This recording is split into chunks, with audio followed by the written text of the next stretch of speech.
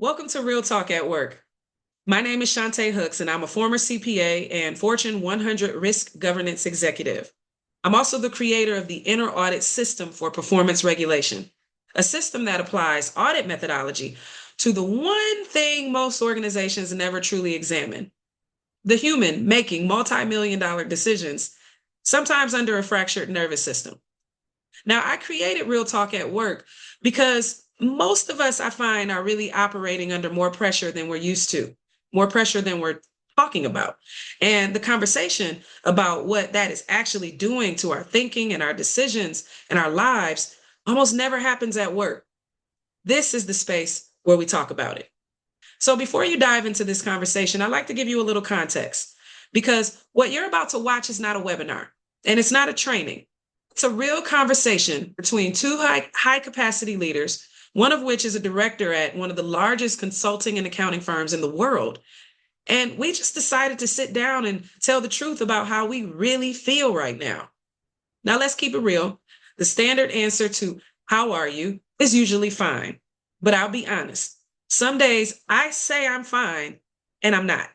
I often feel like I'm drowning under this visible and invisible pressure to perform and to execute and to generate value, and it drains me. But that is literally the reason that I chose to be intentional about mindfulness and nervous system regulation, not as buzzwords, but as a real part of my lifestyle. That has been a game changer for me.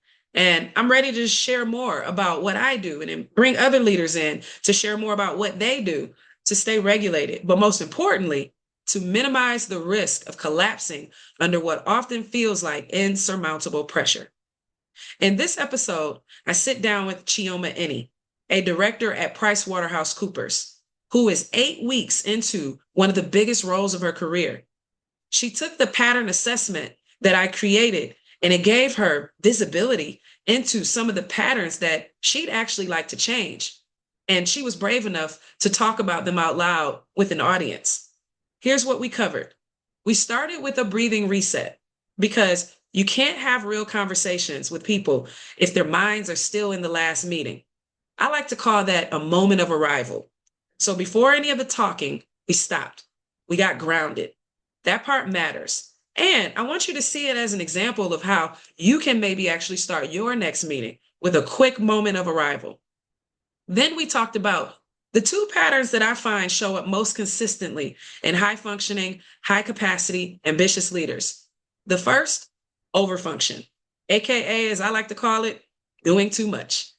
The constant doing, the hand that goes up before the question is finished, the projects that aren't yours, but you're running on the side, right? Relatable. And then we talked about something that is related to overfunctioning: the need to feel like you have to constantly prove yourself, doing visible work to confirm that you belong where you are. Both of those patterns are draining. But what are they? They are patterns. They're not character flaws. And guess what? As a risk manager and former auditor, I know that patterns can be audited, examined, and changed. We also went somewhere a lot of leadership conversations skip. We talked about what it feels like when you just genuinely can't lock into the work that you really want to do, when you know what you need to do, but your brain and your body just won't cooperate. Now, whether or not you have a diagnosis or not, a lot of high performers relate to that experience. And we talked about what's actually happening and, most importantly, what helps. At one point in the session, I gave the group 5 minutes to take the inner audit pattern assessment. This is 10 questions, and it's designed to surface how you're wired under pressure. This is not a test, it's a mirror. So when you get to that part of the video, I'd love for you to go ahead and take the assessment with us. Take it for yourself as you continue to watch. The link is in the description, and I'll get you your report a few days after you take the assessment. In the session, I share a piece of my own report. It is very robust, over 10 pages, and it has graphs and charts and all ways for you to actually visualize what it actually looks like in real life to navigate the very extreme times that we're navigating right now. This is not conceptual. What I am creating and what I am gifting to you is a system. And you're going to see how that system actually works in real time through my story and through Chioma's story. That's what Real Talk at Work is: a mirror, conversation.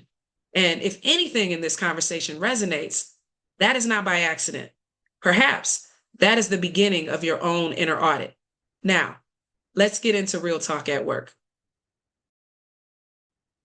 And as the music settles, let's go ahead and do our first practice. Just taking a moment as we all get settled into this space, Real Talk at Work.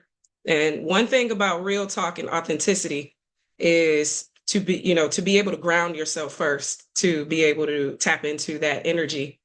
And the best way to ground yourself, in addition to nature, is to just take deep breaths, intentional deep breaths, breathing deeper than you normally breathe when you are just kind of going through life.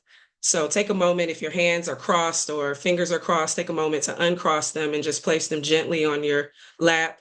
If you're driving right now, I know some people may be actually on the move. That's perfectly fine. You can still take some deep breaths. Definitely keep your eyes open.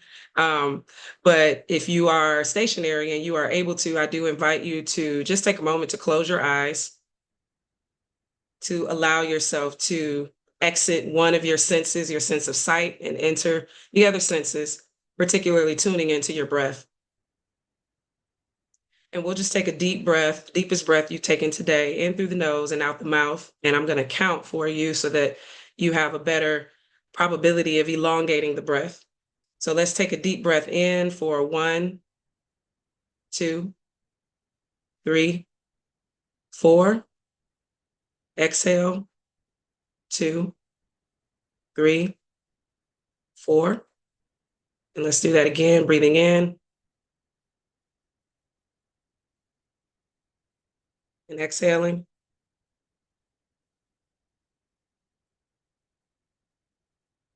Notice any tension in the body, in the face, in the shoulders. Just do a quick scan of your body from head to toe. Just allowing your thoughts to start at the top of your head and just slowly scan down, noticing any tension, any tightness, and allowing it to release gently, naturally.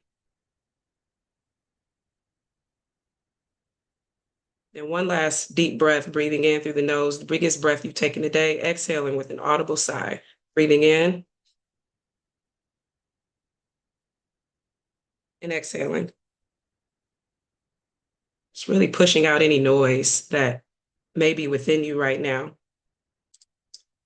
And with that being said, let's get started. Welcome again to Real Talk at Work. My name is Shantae Hooks. I am the founder of Mindful Culture Creators. I'm also the founder of the Inner Audit System. And I, have taken on this journey of really teaching people, leaders, organizations, how to navigate moments of pressure with finesse, with clarity, with strength, without losing yourself. And right now, I've spoken to a lot of leaders. I've been in, just real deep brand development mode, really thinking about all of the things that leaders are dealing with right now, which is plentiful. The first quarter of 2026 has been off to a bang, literally and figuratively. I've talked to a lot of people starting in January that have been laid off, or their teams have received reductions, and they're left to, somehow pick up the slack. So budgets are shrinking, teams are getting smaller, expectations are going up, however. So that puts us in a scenario where we're asked to do more with less. And a lot of times when we're asked to do more with less, we sometimes get into this energy of rushing, of going faster, of kind of losing ourselves and creating a risk.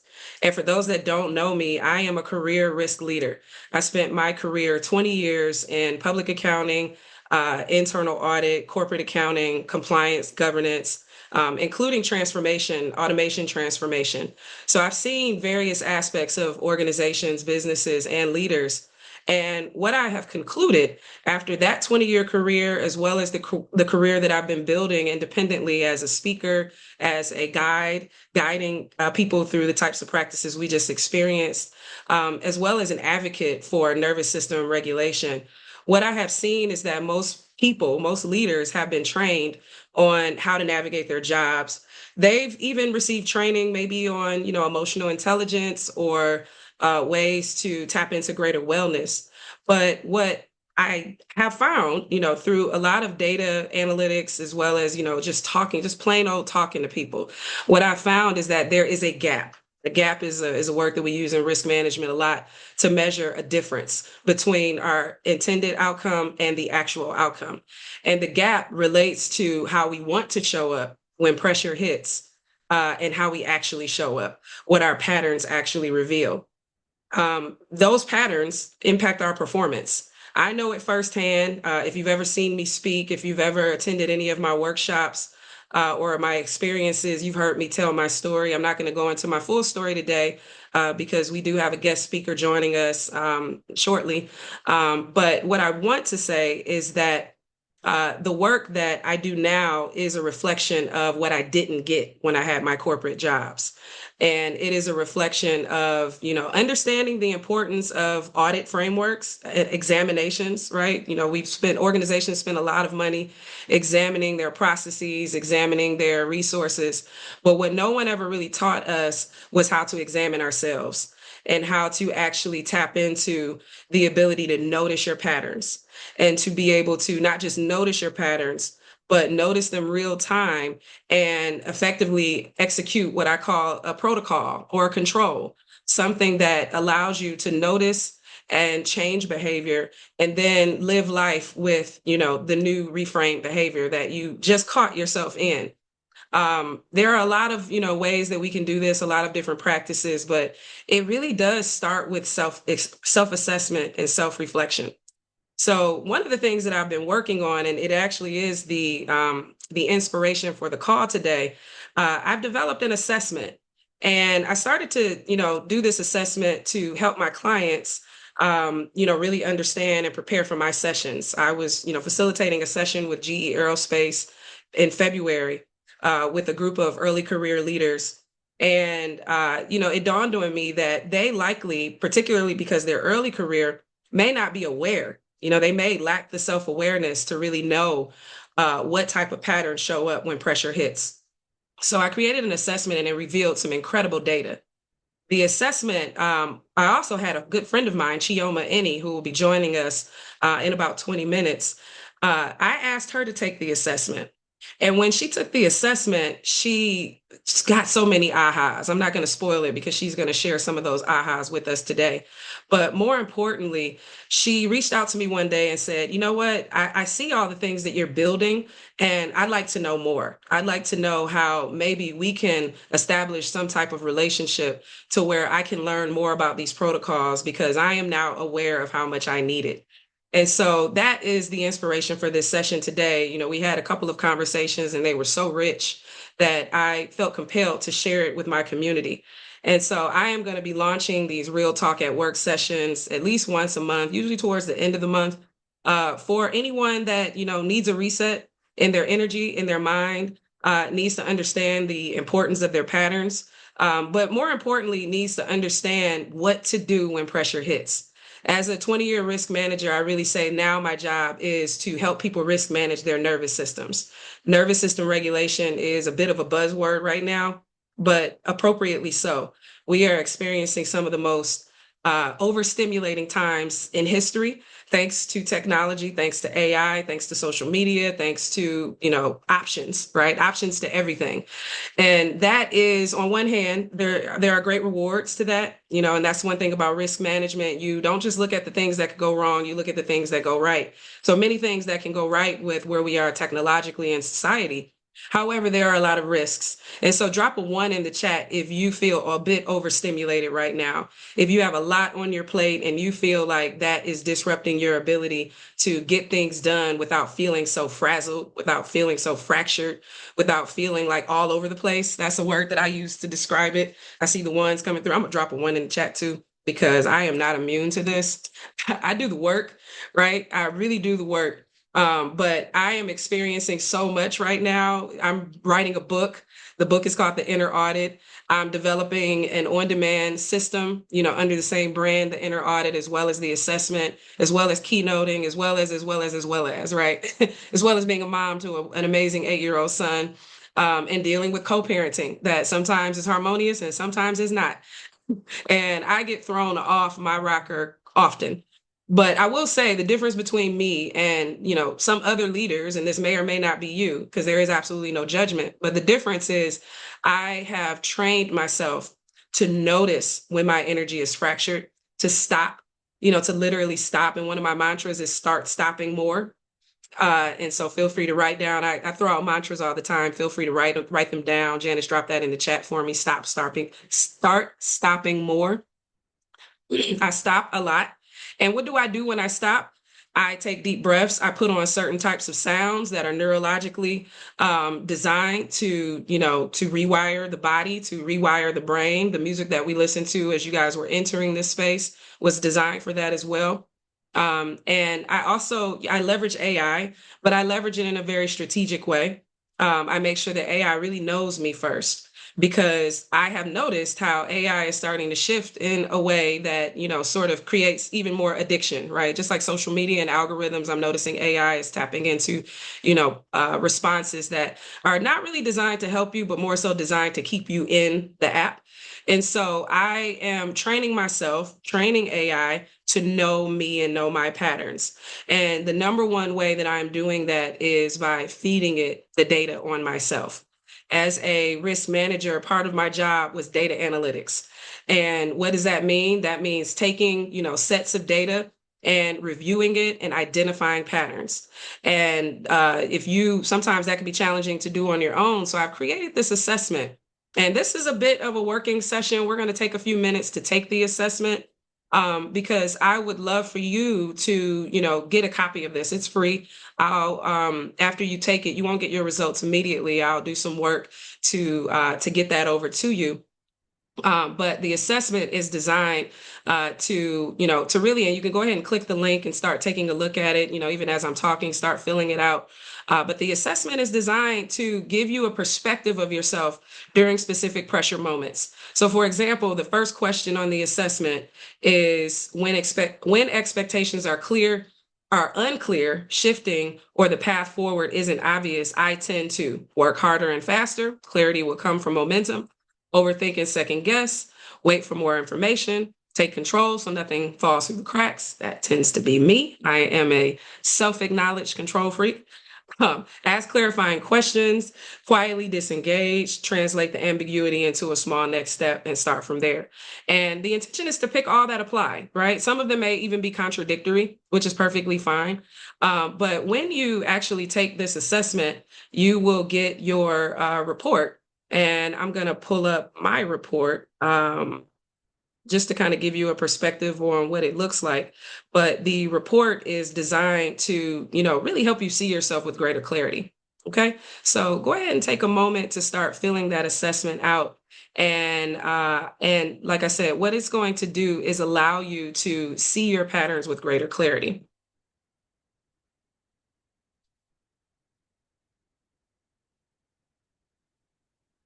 And while you take that assessment, I am just going to play a little bit of music.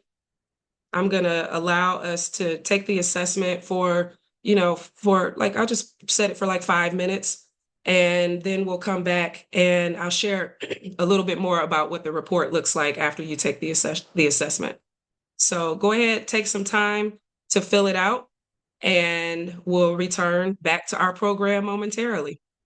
Also, use this assessment as an opportunity for self-reflection, to really allow yourself to see yourself through these responses with greater clarity. I'll stop talking, give you a moment to take the assessment, and then we will resume the experience.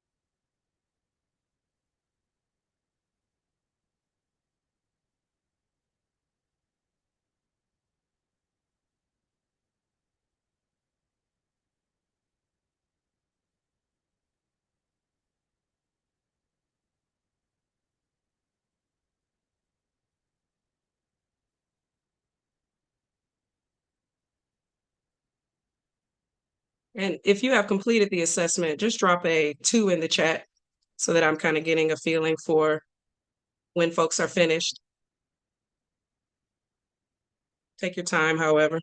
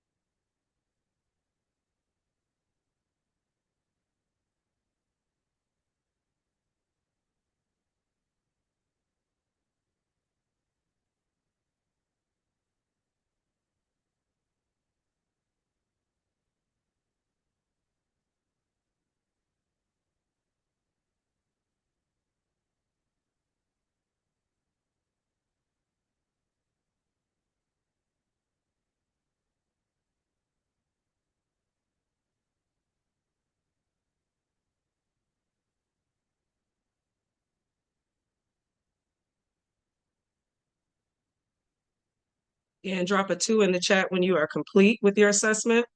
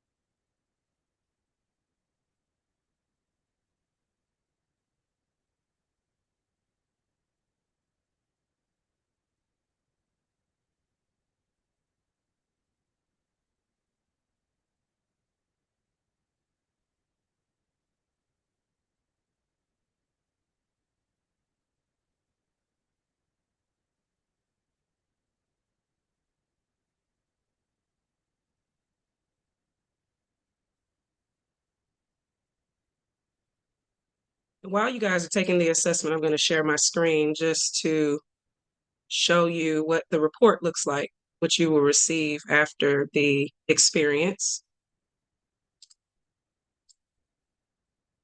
So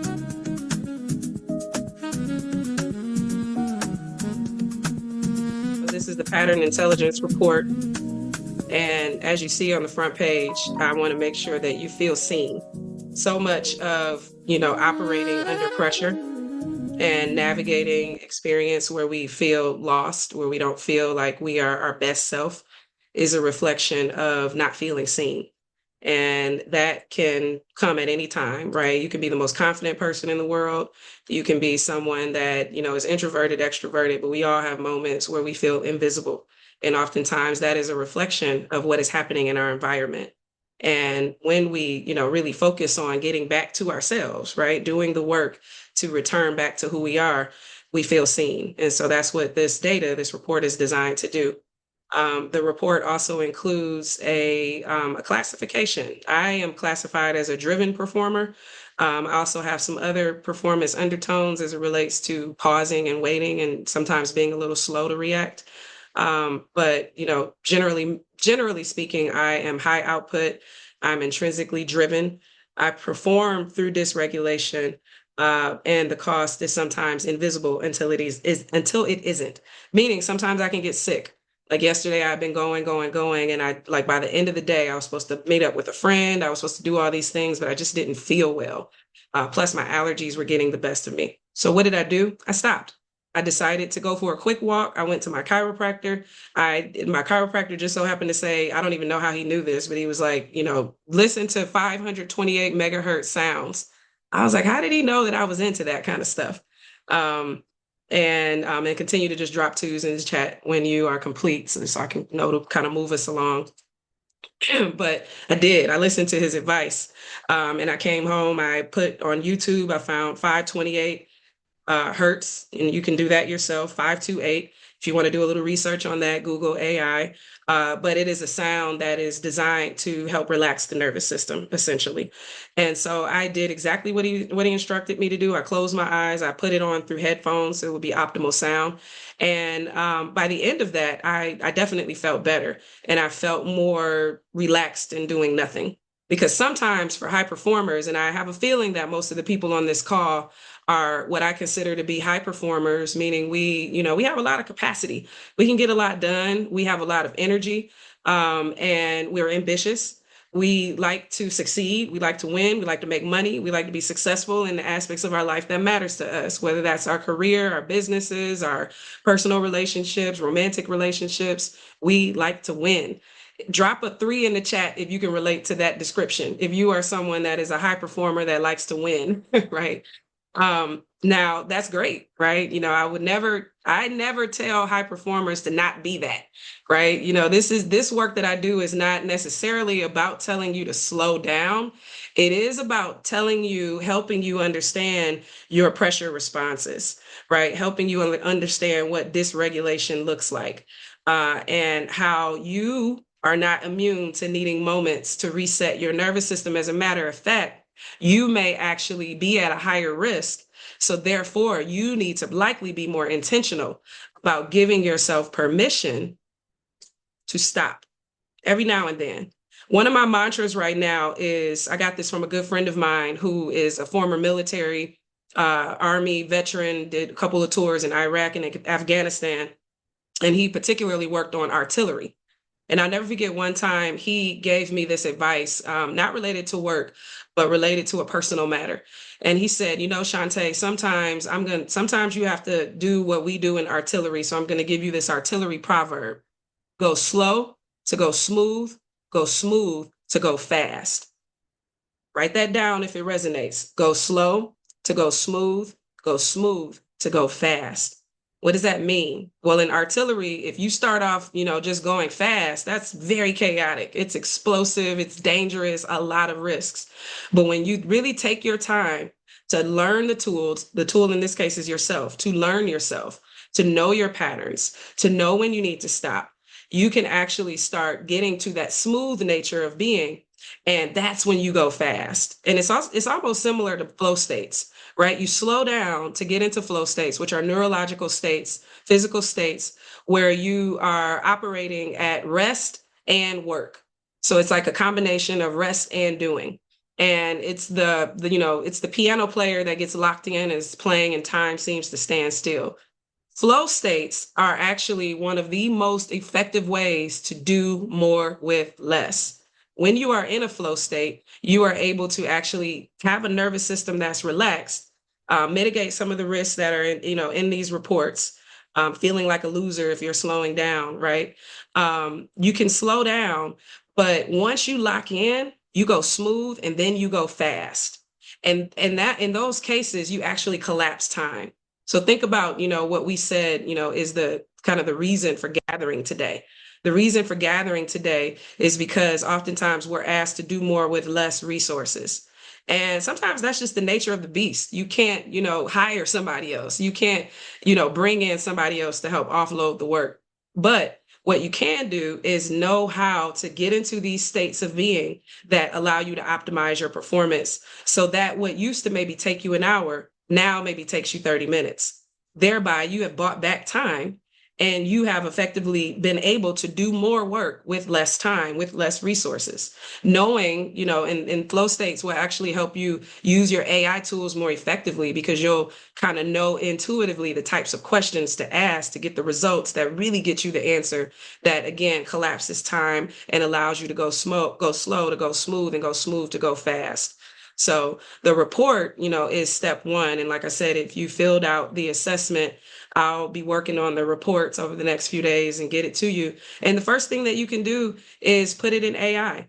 Put it in AI and allow your AI tool to help you understand yourself with greater clarity, right? And now, especially if you have like kind of a personal AI project or, or GPT that is like kind of just dedicated to solving the problems of you, adding this report that I'll send you to AI, it will help sort of supercharge. It'll help the AI tool define and give you responses that are actually more in alignment with who you are.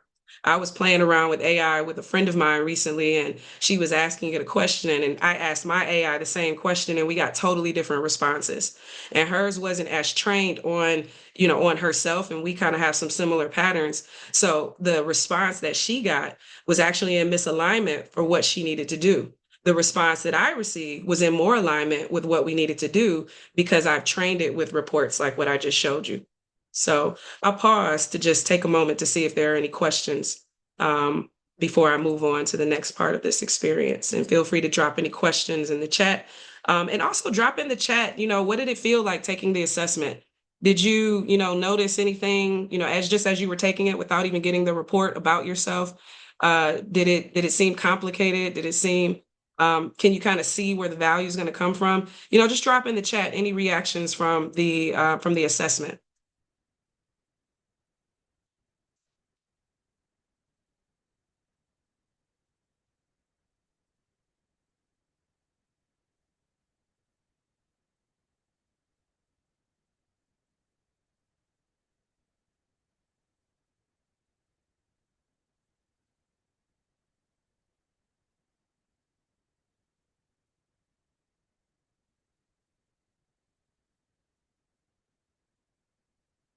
There she goes. Hey, Chioma.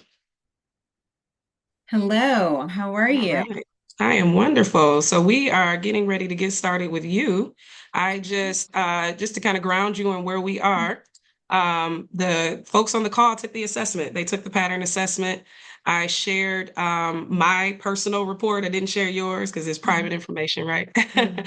But I shared my personal report just to give folks an idea of what the output looks like. And we've also had some time to just kind of get into the present moment with some breath work. And since you have just joined, I'll do another quick breath work exercise Yeah, for us, to just again ground us in where we are and where we're going. And I appreciate everyone that is sharing their response to the assessment in the chats. The answers seem simple and real. Great reflection tool. Good questions. I like that you could select more. Yeah, that's really important because we're dynamic. Sometimes it's this, sometimes it's that, and you want to be able to have that data, particularly if you're using this with AI to reflect the dynamic nature of who you are.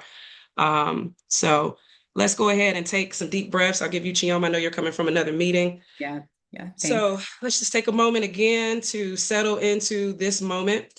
And I'm going to actually play a quick sound bath, just to allow us a couple moments to hear what the 528 megahertz sound frequency sounds like that my chiropractor recommended yesterday. I was telling the audience, Chioma, that I had went to the chiropractor Mm. because I wasn't feeling good. And I told him I've been overwhelmed. And the first thing he said was, go to YouTube and find 528 megahertz sounds. And I'm like, how did he know that I like stuff like that? Because we don't know each other. So I'm going to play a quick 528 megahertz sound. And we're just going to take 1 to 2 minutes to ground ourselves in this sound. So if your eyes are open, I do invite you to close them.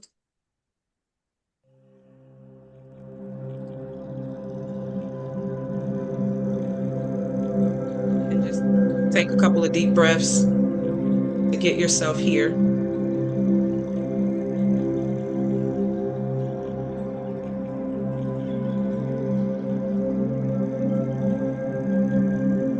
Finding your breath every time your mind wanders.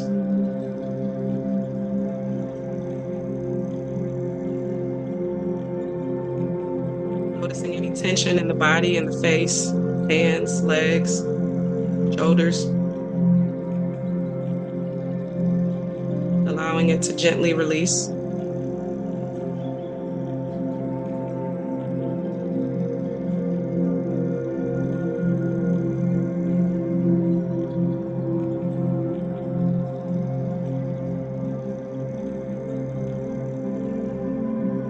As we close out this last practice, I invite you to take a moment to tune your thoughts to gratitude. Gratitude for this day. Gratitude for the opportunity to be poured into. Gratitude for an opportunity to learn more about yourself through others. And finally, just simple gratitude for being. Not doing, not chasing, not executing. Gratitude that your being is enough. When you're ready, take another deep breath in through the nose and exhale through the mouth with an audible sigh.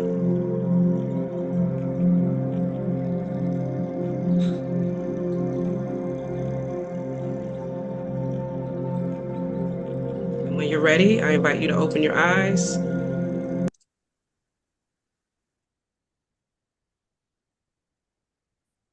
And we will get started with our conversation. Welcome, Chioma. Thank you for being here today. How has your day been so far?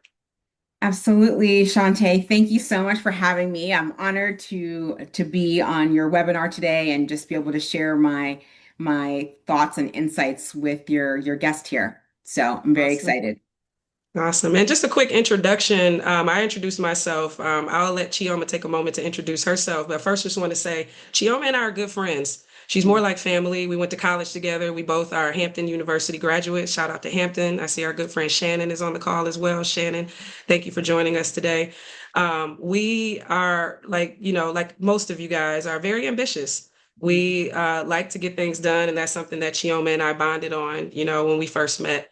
But Chioma, anything that you want to say to the audience in terms of who you are, what you do, and why just quick words on why understanding patterns is so important for you, particularly right now. Absolutely. So yes, I am a director at the firm PricewaterhouseCoopers. My specialty is HR consulting, with a focus on AI and HR. And so I've recently just taken on this role about 8 weeks ago.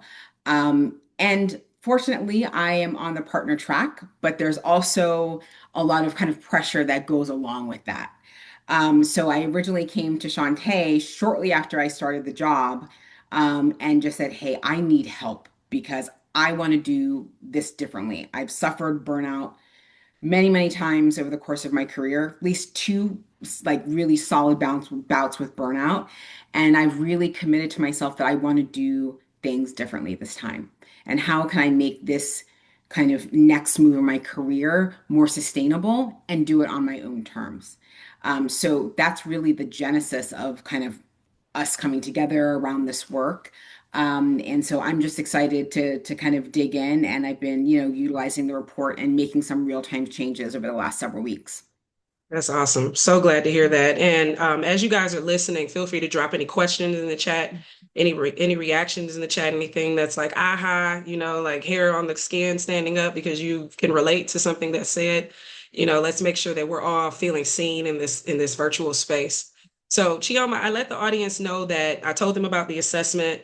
Yeah. I let them know exactly what you just said, that you came to me, wanting, just first of all, thank you for sharing that you came to me directly.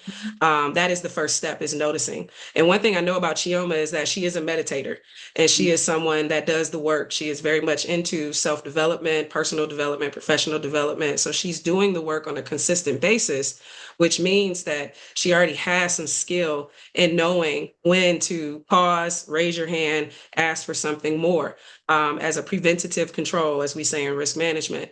So I know you've had your report for a little while now.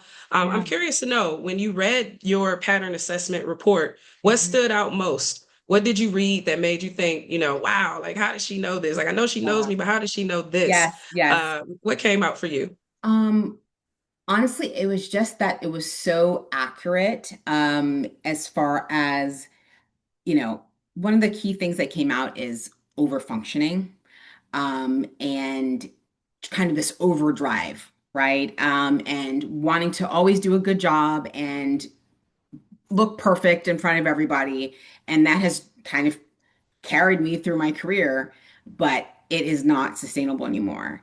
And so for me, that really stood out. It was like, okay, this pattern of overdrive and over functioning, I've made some significant progress in my personal relationships around over functioning and being able to receive. But at work, I think it's just there's some additional external pressures, right? You're wanting to get promoted, and especially right now because I'm in this position of kind of compressing time to become a partner and doing it within 2 years. There's this sense of kind of urgency, and so what I took away from the report is how are you going to manage the urgency? How are you going to manage the urgency, and how are you going to regulate yourself that you are able to go on this journey and still thrive and not Yeah. just survive. Oh, that part. How many, if you Hmm. if you are at a place in your life where you're ready to thrive Hmm. and not just survive, drop an exclamation point in the chat so we can make sure, and I'm going to do it as well, just to make sure that I am putting that in there. Yeah, double, triple. Yep, I got it. Yep, we're ready to start. I mean, and sometimes, survival mode is necessary, right? Yes. Survival mode sometimes gets a bad rep. If you are experiencing cuts at your job and the team is bleeding right now, like, we're storming. We're not norming. We're storming and just trying to figure it out. You may be in survival mode. That's not a bad thing in and of itself, but it does mean that you might need to be more intentional about regulating your nervous system. But something else you said, Chioma, overfunctioning. That's a Hmm. word that, I'm just so drawn to right now. And sometimes it's even a word that maybe feels a little like therapy words. Hmm. Another way that I put overfunctioning, kind of more colloquially, is doing too much, right? Being the Yes. one that has to, right, that has to take charge and, go to every event. And, if you're married, you feel like, if you have children, you have to be at everything all the time, do all the things. And that over functioning sometimes also is a result of feeling like you have to prove yourself. Yes. And Yes. you and I have talked about this idea of over function, proving ourselves. Mhm. Can you talk a little bit more about that? And particularly anything that the Yeah. assessment came out in terms of things that can help you mitigate the risk of over functioning and potentially proving yourself. Yes.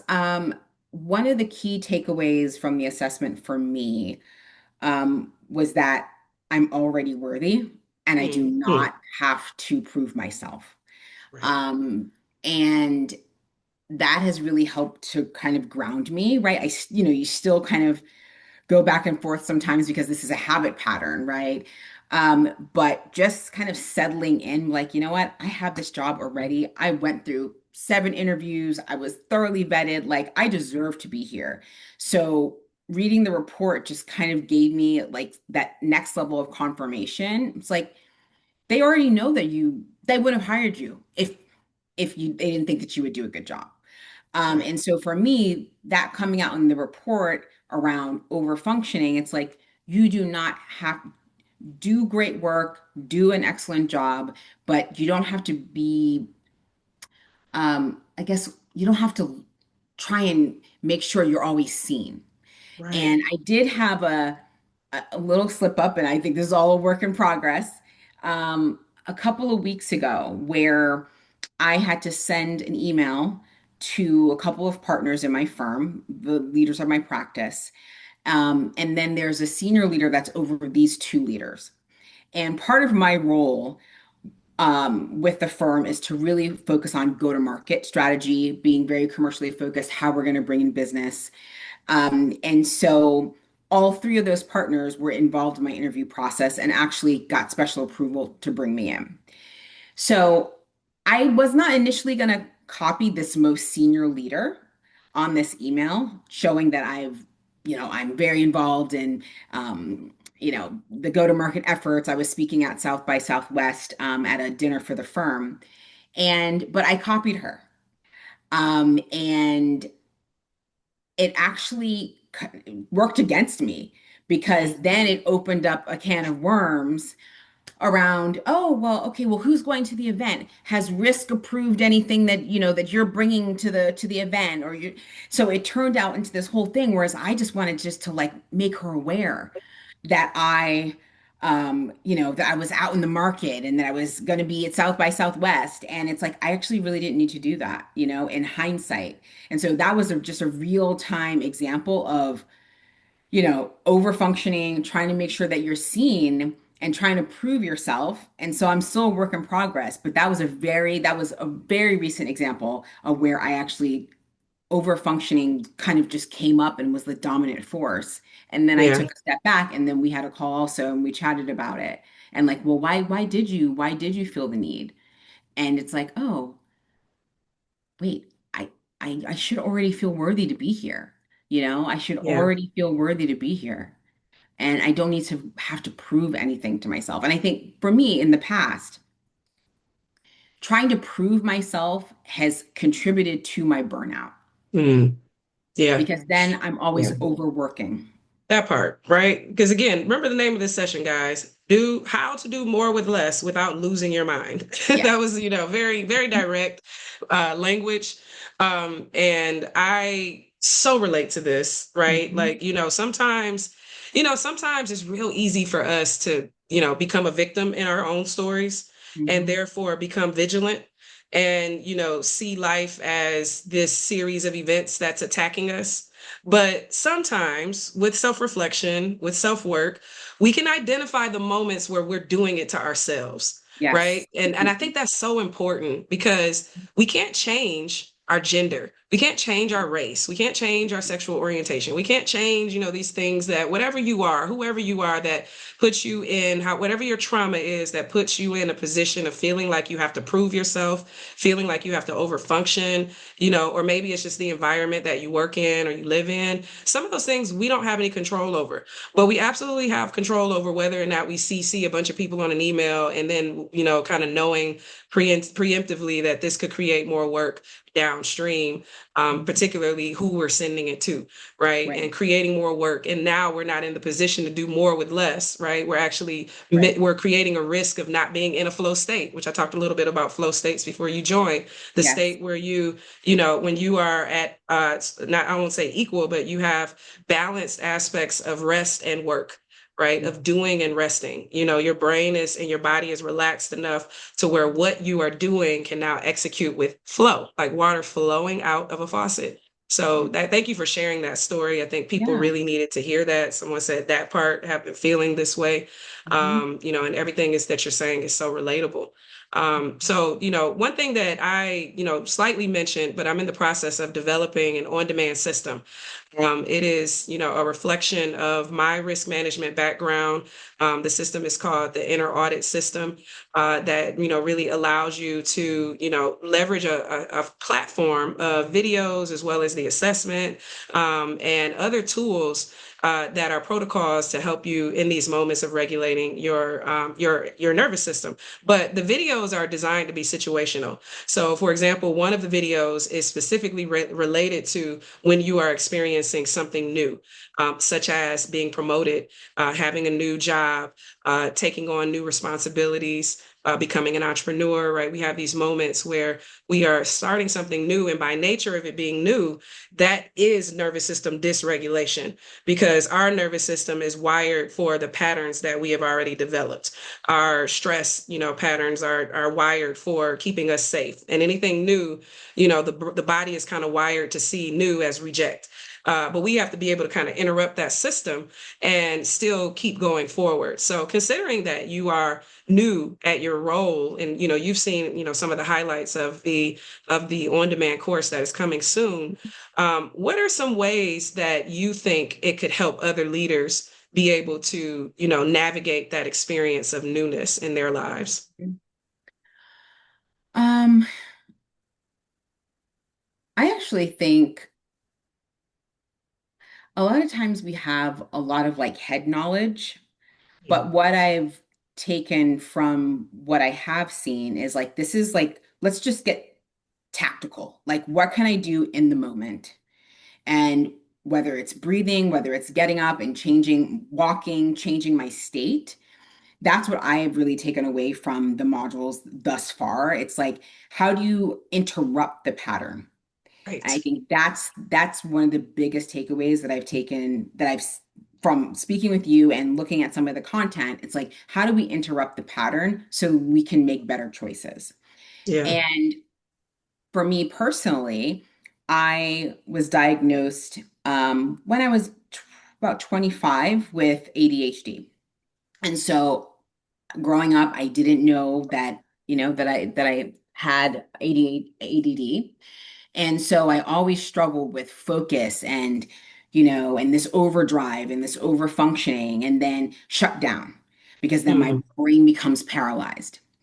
And so, over the last several years, I've had to try and build up these skill sets of like, when do you need to kind of walk away and take a break?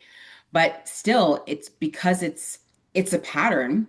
Just 2 days ago, I was in a state of paralysis, a state of paralysis. And even though I knew what to do, right? It was still sometimes just hard to move past it because it's your default pattern. So I think Right. I would encourage everybody to also just have grace with yourself as well because we're all learning new skills. But especially if you're a person that's neurodivergent, there's a lot of shame that goes Yeah. along with it, and guilt because sometimes you know you need to do something but you just can't do it. And I had a moment like that almost a half a day, like 2 days Mm. ago, and I had to kind of pull myself out of this kind of this shame spiral, to be really honest. I literally Yeah. had to kind of mentally Mm. talk to myself like, you are not this, right? Like, this is, you are not this. This is something that you struggle with. It is something that that you're working through, but it doesn't define you. But I really had to take a step back because the guilt and the shame about, oh my God, you're only 8 weeks in right now, you don't have enough motivation to complete this deck, you don't have enough motivation. And so it was Yeah. this self-talk.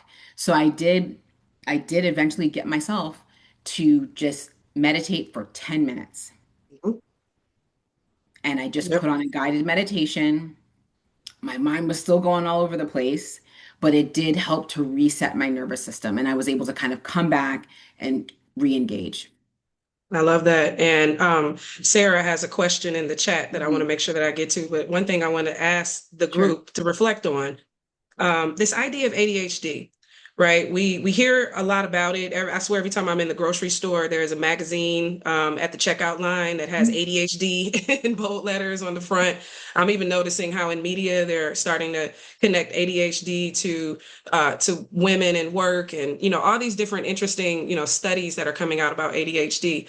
Mhm. Um, I'm curious to know if you can drop in the chat, just like a another exclamation point if you can relate to feeling like ADHD is a part of your life, whether you've been diagnosed or not, but if you can relate to the idea of not being able to, and I guess maybe Chioma just say quickly, like one Mhm. line, how would you describe ADHD? Like not Gosh, being able to focus. Yeah, not being able to focus. But then there's also this this knowing that you need to get something done and you just cannot get yourself to do it. I Got think you. for me, that's the dominant pattern. It's like I Yep. know I need to do this, but I Yeah. literally cannot move past because Yep. my body literally is just shutting down. Shutting down, right? Yeah. So if you can relate to that, right? Even just like hyperactivity, I know sometimes ADHD is like being able to go, go, go. It's like sometimes you can really get into flow, but you can't get out. Mhm. And so Mhm. that can impact your performance, your nervous system. What Chioma just shared, if you could relate to that, or if you sometimes feel yourself saying, like, that's my ADHD acting. I say that to myself sometimes, like, my ADHD, I've never been diagnosed with ADHD, by the way. But I know another language in ADHD is executive function, like something that Yes. impacts your executive function. So I just want, kind of think about that. And that's important because I feel like a lot of ambitious people are experiencing that feeling right now.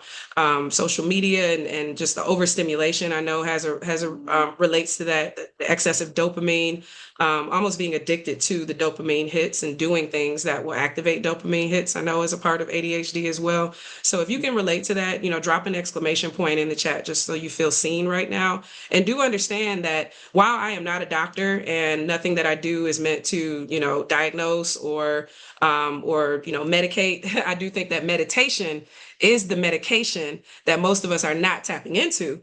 And so I will always recommend, some form of mindfulness, nervous system regulation. They kind of go hand in hand as a tool to navigate those experiences. And that's what the report from the assessment is designed to do, as well as the on-demand system that I'll be launching very soon. So I want to get to Sarah's question in the chat. She said, how do you handle it day to day? And Sarah, is there anything you want to add to that? When you said handle it, I'm not sure exactly what you were referring to, but do you mind coming off chat or coming off mute and just sharing a little bit more about your question? Hi, can you hear me? Yeah. Absolutely. Yeah, I was definitely referring to the ADHD piece. Mm, Um, I guess maybe like handling it like personally, but maybe also sharing it with your like sharing with leadership to not necessarily have like accommodations, but kind of letting them know that this is something that affects me daily and it's not that I just want to work remotely. It's something I need to function better absolutely. with ADHD, for instance. So that kind of like handling it like personally Sure. and with like leadership and sharing that. So from a personal standpoint, I've over the years have just tried to set up different rituals for myself. And so if I know that I need to do something that feels overwhelming and that feels mentally taxing, because that's where I struggle. If it feels like, oh God, this is going to take a lot of concentration, then I tend to procrastinate. And so, but what I have been doing is like, okay, I will just basically say, just do 5 minutes. Just do 5 minutes. And usually what happens is that lights the fire for me. I also use a tool called Focus Mate. It's based on the principle, I don't know if folks have heard of it, it's called body doubling. So a lot of folks with ADHD, including myself, have found it very, very helpful. And so I will just have another person that wants to get something done in an increment of like 25 minutes, 50 and 75. You choose the duration. And basically somebody's working alongside you. You don't even have to speak to them. You could put in the chat like, hey, I'm working on a deck for a presentation, and they will kind of help to hold you accountable in like a very friendly type of way. So that's another tool that's helped me. Going back to telling like your leaders or your bosses, I have done that twice in the past. The first time I shared that I had ADHD, I didn't feel that it was that well received. And this was probably about maybe 12 years ago. Um, although I think my boss wanted to help me, he didn't understand it. He didn't understand it. And so I wouldn't say that was necessarily a bad experience, but I think it is something that you have to be mindful of if you are going to disclose. Yeah. And I did also have, a period probably about 5 years ago where I did tell another boss, and he was much more supportive. And he looked into, how do you work best with neurodivergent people, and so he was very supportive. And but at the same time, I also had to tell him, like, what is it that I need, right? I need like some protected time, right? So my kind of peak operating hours, I will say, are earlier in the morning, like mid-morning. Hmm. So I've asked people in the past, hey, you know what, can we schedule the meetings like after like 11 o'clock? So then I have this first couple of hours to just get some like deep work or some deep level thinking that I need to do out of the way. So that's worked for me. I'm actually have really been starting to implement that at this new job. And so Good. that actually has been helping. But I think rituals, knowing who your audience is, there's some people don't even believe in ADHD. They don't think it's a real thing. And it's Yeah. very, very real. It's very real. And so I think also kind of gauge that. Yeah. And